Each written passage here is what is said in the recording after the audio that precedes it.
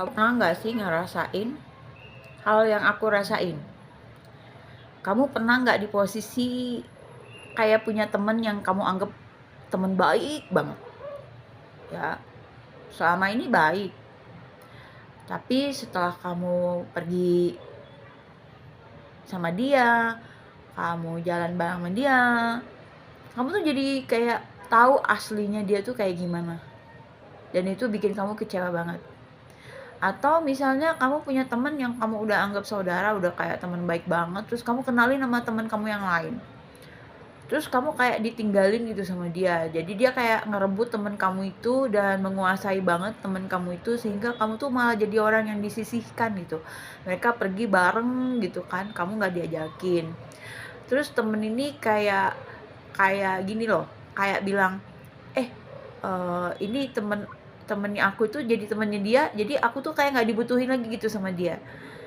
Bukan cemburu sih, tapi kentara banget gitu, sehingga kayak ngerasa, "Kok kayak gini ya kelakuannya?" Gitu loh. Hal-hal kecil kayak gitu guys, bukan kecil sih, tapi jadi kayak kamu jadi tahu sih aslinya topengnya dia tuh kayak gimana gitu. Oh ternyata orang ini tuh cuman begini doang gitu sama aku.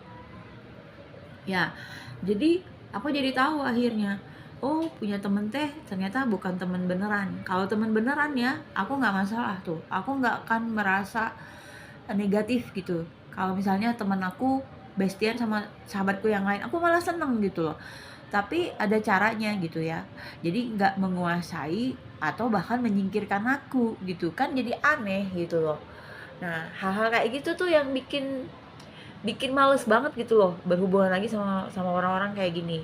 Atau misalnya kamu curhat sama dia, terus curhatan kamu tuh dibocorin sama dia kemana-mana sama orang-orang yang nggak berkepentingan, jadi kayak kurang bahan gitu loh, nggak tahu mau ngomongin siapa, jadi ngomongin kamu dan ngomongin rahasia-rahasia kamu yang sebenarnya hanya kamu share ke dia.